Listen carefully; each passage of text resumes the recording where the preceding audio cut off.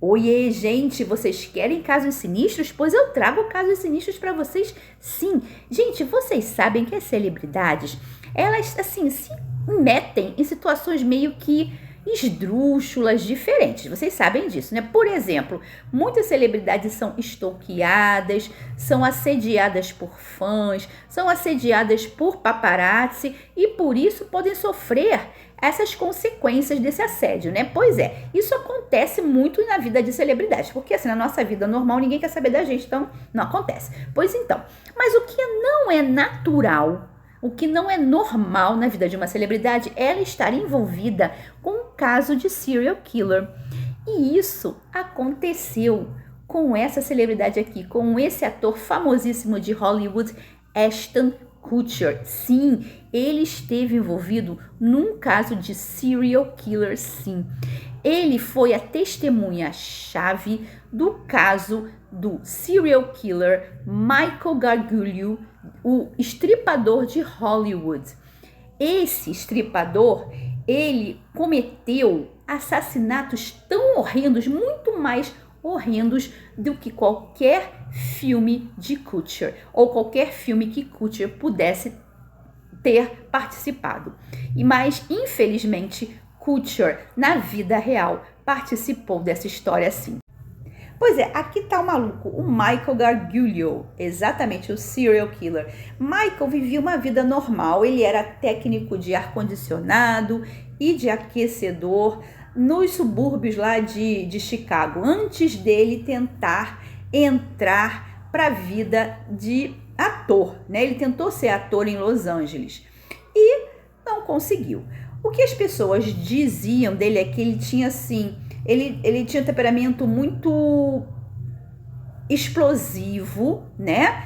Que ele ficava violento com muita facilidade, né? Claro que ficava, né? Porque para vocês verem o que deu. Em 1993, Trisha Pacasio, a irmã mais velha de uma amiga de Gargiulo, foi morta a facadas no meio da noite, perto da sua casa, e a única pista que se tinha da identidade dessa pessoa que atacou era o DNA que foi encontrado embaixo das unhas de Trisha, né? Mas não se encontrou combinação para esse DNA. E ela foi provavelmente a primeira vítima de Gargiulo, porque assim, depois que ela foi morta e a investigação começou, Gargiulo, sumiu da cidade, fugiu para Los Angeles e a polícia nunca assim o investigou em relação a isso. E aí o maluco do Michael foi para Los Angeles e começou a morar lá. E em 2001 ele estava lá morando perto dessa menina aqui, Ashley Ellerin. Ashley era sua vizinha e ele se tornou obcecado com ela. Ele aparecia na casa dela sem dar notícias, né? Ele às vezes ficava assim sentado no seu carro perto da casa dela, observando o que ela estava fazendo, observando a casa. Maluco, né? E no dia 21 de fevereiro, ela foi encontrada esfaqueada na sua casa. Pois e onde que entra Ashton Kutcher na história? Entra assim, entra agora. Pois então, Ashton estava interessado em Ellerin, era amigo dela. E aí, ele tinha marcado um encontro com ela nessa noite em que ela faleceu, em que ela morreu. Pois é, nessa noite exatamente.